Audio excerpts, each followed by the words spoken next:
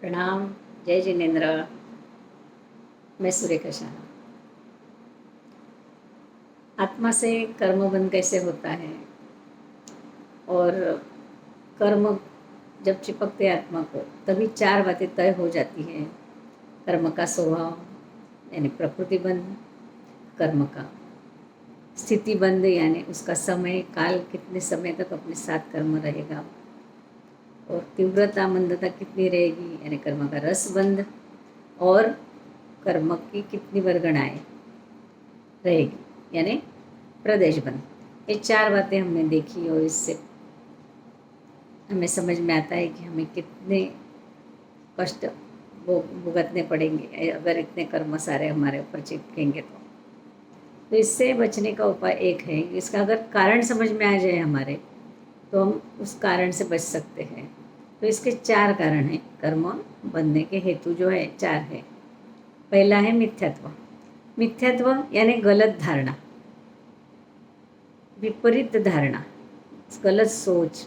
जो चीज़ वस्तु जैसी है, वास्तविक जैसी है वैसी नहीं मानना।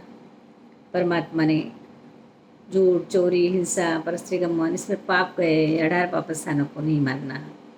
अपने हिसाब से ही कर्म, ये खाना है इसमें पाप है तो नहीं मानना, रात्रि भोजन में पाप है तो नहीं मानना। इतनी सारी लाइट तो है तो क्या उसमें जीव मरने वाले हैं।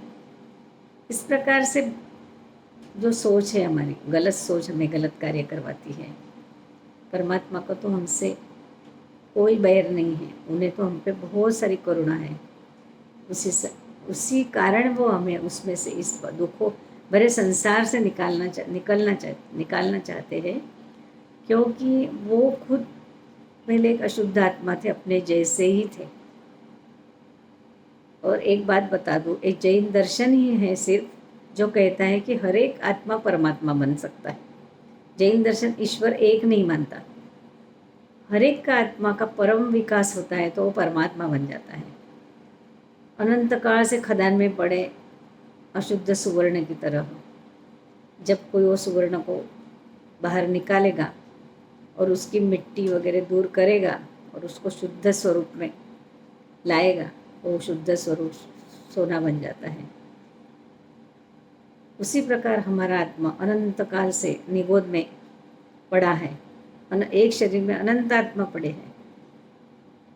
50 कमरे की कैपेसिटी है लोगों की, उस कमरे में 1000-2000 भर दिए तो कैसे जी होगा उन सबका। इससे कई गुना ज़्यादा वेदना ये निगोद के फंगस के जीव को होती है। एक साथ श्वासोश्वास लेना, एक साथ ही खाना, यानी उनको अपने एक श्वासोश्वास कंप्लीट होता है तब तक में उनके 17.5 भव जन्म यानी 117.5 इतने जन्म मरण हो जाते हैं। सोचो कितनी तकलीफ वेदना। भगवान सोचते उन सबको उसमें से पार करूं, पर उसमें से निकलने का कोई उपाय नहीं। सिर्फ एक उपाय है उसमें से निकलने का, निगोद में से, कि जब यहाँ से एक जो मोक्ष में जाता है शुद्ध आत्मा बन के, तब निगोद में से एक जो ऊपर आता है, व्यवहार राशि में आता है, ऐसे शास्त्रीय भाषा में कहा जाता है। और फिर वो उसको शुद्ध करने का मौका मिलता है, अपने आप को अपने कर्मों से रहित करने का मौका मिलता है, और उसे मनुष्य जन्म में ही मिलता है। मनुष्य जन्म ही ऐसा है जहाँ वो अपने संस्कारों को विकास, आत्मा का विकास कर सकता है, संपूर्ण विकास कर सकता है, संस्कारों को चेंज कर सकता है। अनंत काल के संस्कार पाप के पड़े हैं उसको दूर हटा सकता है।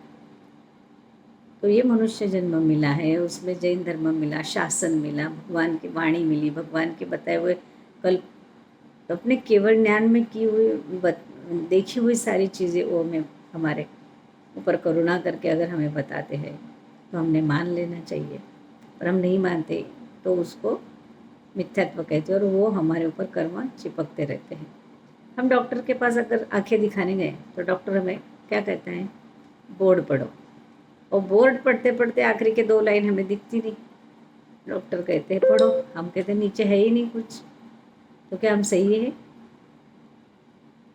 जब डॉक्टर हमें चश्मा देंगे फिर हमको बोलेंगे अब पढ़ो, हाँ अब हमको दिखता है ये लिखा है। तब हमें गलती अपनी एहसास होती है कि अरे मेरी आंखें कमज़ोर है, सामने तो सब कुछ साफ साफ लिखा हुआ है, पर मेरी आंखें नहीं है उतनी, मेरा ज्ञानावरणीय कर्म इतना है कि मुझे उतना ही दिखता है। संपूर्ण मेरा ज्ञानावरणीय कर्म खत्म हो जाएगा तो मुझे भी सारा सब कुछ साफ साफ दिखेगा।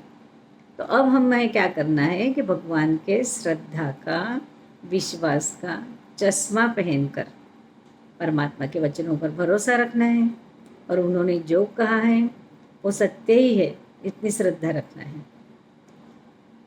देखो, रात्रि भोजन करना, आलू प्याज खाना, ये हमारे संपूर्ण त्याग नहीं भी होता है इन सारी चीज़ों का। मैं नहीं कहती कि सारी चीज़ों का संपूर्ण त्याग करो, अगर नहीं भी होता त्याग तो ऐसा सोचना कि ये मेरी मजबूरी है, मैं नहीं त्याग कर सकता, महीने में इतने दिन करूँगा। तो नहीं भी होता तो भगवान ने जो कहा है वो सत्य है, उसमें पाप तो है ही, ये तो गलत है ही, पर मैं नहीं छोड़ सकता, ये मेरी मजबूरी है। इतना भी आप अगर